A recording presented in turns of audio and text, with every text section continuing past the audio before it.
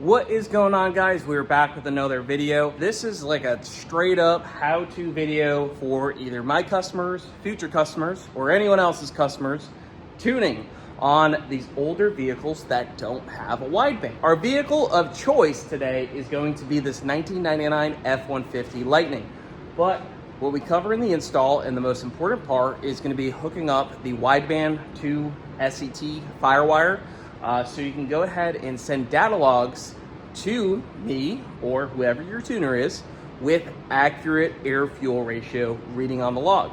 And I have tried to help a lot of customers with this over the internet, but oftentimes, I would say probably 80% of the time, my customers struggle getting this right. And honestly, it's been so long since I've done it myself. All I can tell them is, well, you hook this wire to this wire, this wire to this wire, this wire to this wire, and it should work. We're gonna show you how to do it. And if we find the reason why everyone has a problem, we'll obviously show it here. But my theory is, generally speaking, no offense to any of my customers, people are really bad at wiring. We're gonna hop into it. We're gonna show you how to install it.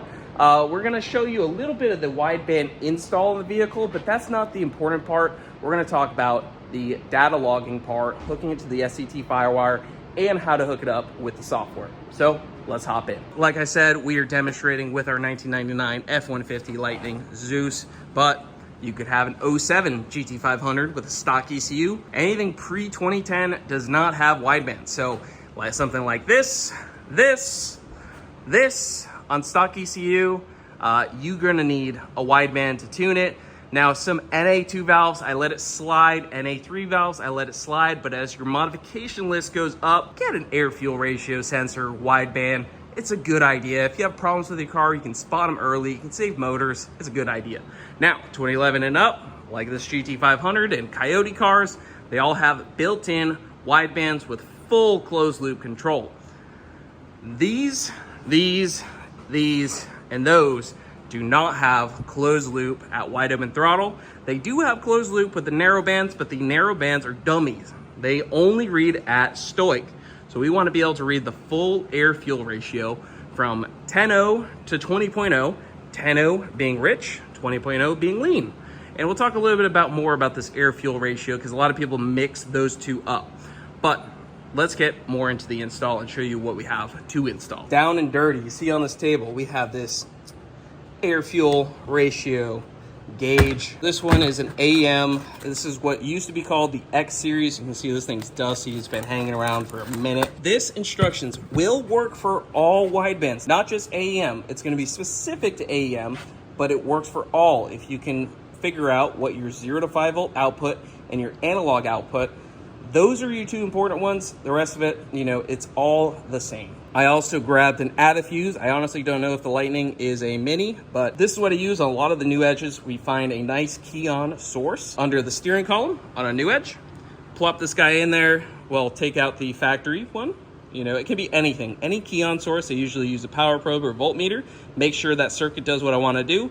You put the factory fuse in there, and your Adafuse here. This adds a circuit to that key-on circuit. That's your power. Then all you have to do is find a ground. Here we have the SCT Firewire. This thing goes right into the top of your SCT X4, and it's going to allow you to add additional inputs. It doesn't have to be a wideband, but in our case, we are using a wideband. And I have seen people mess this up many, many times. You can see that there's black ground, so that's going to be a chassis ground. Analog 1 ground. See that? That is not a chassis ground. That is your analog ground coming from here. AM no longer prints out their instructions. Their white is the 0 to 5 volt output. The brown is the analog ground. Analog ground, not a chassis ground. Analog in 1, analog in 2, analog 1 ground, analog 2 ground. I just decided to go with red, right? Analog 2, analog 2 ground. So if you guys come over here and notice, this may look scary for guys who are afraid of wiring. This goes into the SCT. The other one goes into the power side for the AM. All we did here, if you guys notice, brown goes to green. I already have to redo this connection. If you guys screw up, redo your connections. I hit this with a heat gun, it melted the wire. The wire is not the greatest quality on the SCT side. Brown is the analog ground coming from the AEM, and green. So, brown to green, done, easy. Red, again, a little crispy. We're gonna cut this off and fix this. To white, 0 to 5 volt output. Done, easy peasy. What else do we have here? This one also did, my wiring's not looking great. I'm gonna fix it. Black, chassis ground. Black from the AEM. And that is going to, I just put a little extension here so I had plenty of room to grab a nice ground. A nice chassis ground. See what I did there, right? Chassis ground. So again, we're just using very basic wiring tools. Chassis ground. Now, power side, 12 volt key on. This one's really simple too. You can do this a million different ways. The red from the AEM. SCT does not need power, it gets it from the SCT. And we have this going to an add a fuse. We're gonna find a nice key on power source at the interior fuse box, plug this in, ground it, turn it on, plug it into the SCT, and go. And fix my burnt wires. Ideally, you would take the included bung and weld it in as close as possible to your primary O2 sensor, maybe somewhere over here, here, something like that, on a vehicle that has factory cats equipped, and you are unable to weld in a bung. It is okay to remove one of these O2 sensors for calibration, plop in the wideband, and then we can start tuning, make sure everything's good, and then when you're done there, you can either add in an O2 bung, or you can just take out the wideband and not have the wideband working. You can use it just for tuning. Solely up to you. So we now have a Borla Pro XS muffler, and we got this bung added in right here. Nice and close to the header. This is a pretty good spot. So we're gonna tighten that down, and we actually already put the wire right here through for the O2 sensor. It's coming through this grommet. What we're probably gonna do is come down, follow some of this factory wiring. This is what we got. That wire comes over here, hits the O2 sensor, up, over, and I got that zip tied to the factory O2 sensor. So there is no way that can melt. I'm trying to break this down to be as easy as possible, but also let you know that think just a little bit when you're installing it. You know, think about, could this wire move? Zip tie it, could it melt? That's it. It's just think a little bit with your noggin and get that wire into there. I'm using a power probe, you can use a voltmeter, test light, etc. So what we're gonna do in here is we're gonna stab the little contacts here. Right, so keys off. That, for example, is a 12 volt source constant. We need to find ourselves a nice key on source. So like that one's not on right now. Key on. The other thing I like to check is when you go to the start position that it doesn't turn off. I just went through all of these and I didn't find one that doesn't dim on start. It's okay, we're just gonna roll with this 10 here because it does work on key on, and that'll get the job done. We remove that fuse, then we're gonna take that into our add a fuse. See how that circuit right there, this one is gonna go back here so it retains the original circuit. And we are just using a 10 for this wideband. That should get her done. So we have that, and that's gonna go right in there. That will get that job done. I think we're gonna try to use this as a ground. Sometimes your dash is not the best ground, so keep that in mind. If you have issues, you're gonna need to find a better ground. We're gonna try it, see if it works. If you did your job correctly, you go ahead and key it on. It should turn right on. We're gonna run this to the glove box. I did buy originally a pillar mount, but I found that it rubbed the steering wheel here, and it just would have annoyed me going down the road. I'm just gonna make sure that turns on. Okay, we'll go ahead and start it.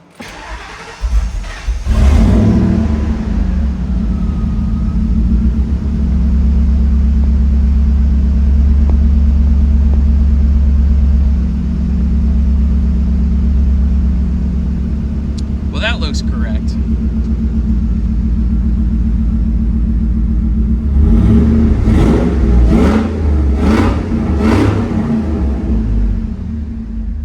Okay, I think that's reading correctly.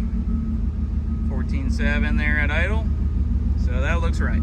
Let me show you how to set this up now that you have the computer. We're plugged in to USB to the SCT. The SCT is plugged in to OBD to the car. Doesn't matter. We're using a Lightning. It can be a New Edge. It can be a GT500. It can be anything that we're tuning with an SCT. We now have the wideband. Wideband's hooked up, working, reading correctly. Now we have the analog cable hooked in with our analog ground, our chassis ground, and our input wire. Remember, input wire 1 goes with analog ground 1, and analog 2 input goes with analog ground 2. Important, chassis ground is chassis ground, okay? I know I'm screaming at this point, but I feel like this just doesn't get through to some people. So this is such a simple concept, but guys are not being precise on the things that need to be precise.